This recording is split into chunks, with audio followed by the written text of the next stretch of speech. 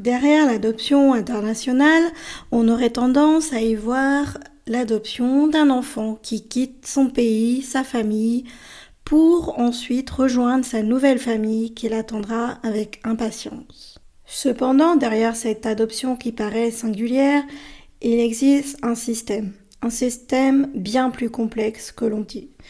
Un système qui a également ses travers. Ces travers sont très peu répandus. On découvre parfois, comme au Sri Lanka, des trafics d'enfants, de bébés volés à leur mère, pour pouvoir ensuite être adoptés. Il y a donc là derrière l'adoption un réel marché avec une offre et une demande. Mais côté adopté, il y a également des concepts bien plus complexes. Je vous parle aujourd'hui dans cet épisode de ces concepts créés par Jui, une adoptée de Corée du Sud. Bonjour et bienvenue dans le podcast Le Journal d'une adoptée. En rentrant dans le monde de l'adoption, j'ai découvert des concepts outils dont je n'avais même pas idée, mais qui m'ont permis de mettre des mots sur ce que j'avais pu ressentir. Je me suis également rendu compte que je n'étais pas la seule à avoir ressenti ça. Et c'est ainsi que j'ai rencontré Jui, qui a développé des concepts outils dont je vais vous parler rapidement ici. En effet, ces concepts outils, la première fois, peuvent paraître un petit peu difficiles, tant quand on est adopté que lorsqu'on est parent adoptif ou parent adoptant. Cependant, ils sont bien réels. Il y a des vérités derrière, et c'est en s'appropriant ces concepts outils qu'un adopté pourra faire son chemin. Le premier concept outil que Jui a développé est la charge transraciale. Il évoque une adoption dans une famille blanche d'un enfant non blanc. Si cela peut paraître choquant au premier abord, il est vrai que techniquement c'est bien le cas. Dans les adoptions internationales, ce sont souvent des enfants non blancs qui sont adoptés par des familles blanches, qu'elles soient en Occident, c'est-à-dire en Europe, ou aux États-Unis ou au Canada. Et même si cela peut paraître sans importance, lorsque l'enfant grandit, il peut ensuite être victime de racisme. Racisme qui, comme moi, il ne va peut-être pas comprendre parce que, pour lui, il a une éducation blanche. On en vient ainsi au concept numéro 2, la blanchité honoraire. La blanchité, c'est la façon dont on va être avantagé en tant qu'adopté international élevé par une famille blanche par rapport à d'autres personnes.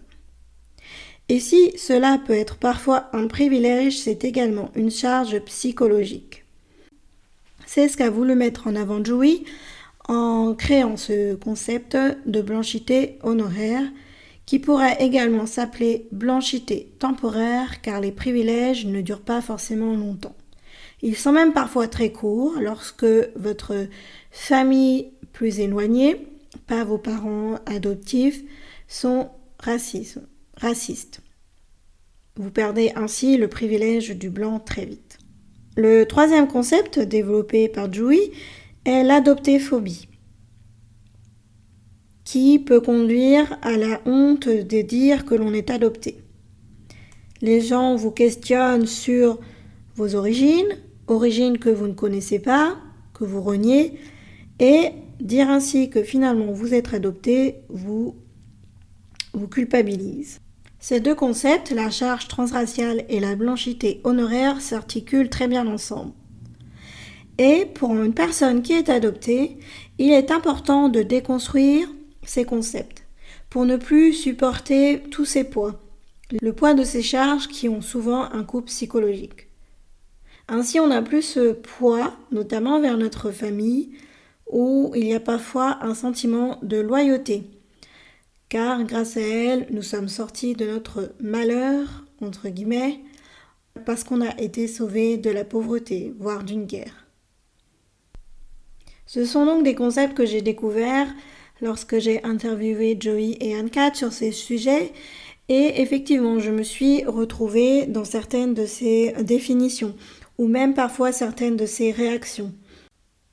Mettre des mots ainsi est important.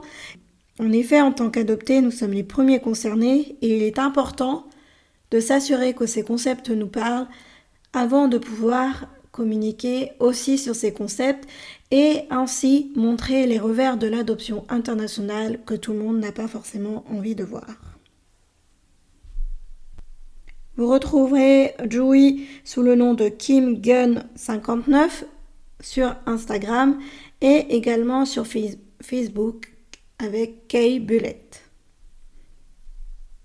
Elle-même vous parlera mieux de ces concepts que moi, mais j'ai quand même souhaité faire cet épisode pour les aborder rapidement afin que vous ayez conscience que derrière votre adoption, si vous vous sentez seul, non seulement vous ne l'êtes pas, mais en plus il y a derrière un système que certains adoptés aimeraient justement changer pour éviter tous les poids que l'on a inconsciemment ou consciemment et qui peuvent expliquer certains mal-être ou un côté rebelle. Ou au contraire au fait que d'autres adoptés, eux, se sont vraiment conformés à tout ce qu'on leur a demandé de faire, et ce, parce qu'ils avaient un sens de la loyauté. Je vous remercie pour votre écoute et je vous dis à bientôt. Un grand merci pour votre écoute. J'espère que cet épisode vous aura plu. Si c'est le cas, surtout, n'hésitez pas à y mettre la note de 5 étoiles. Ainsi, ça permettra à ce podcast d'être plus visible sur la plateforme et donc d'être plus accessible à tous et notamment à tous les adoptés. Merci encore et à bientôt.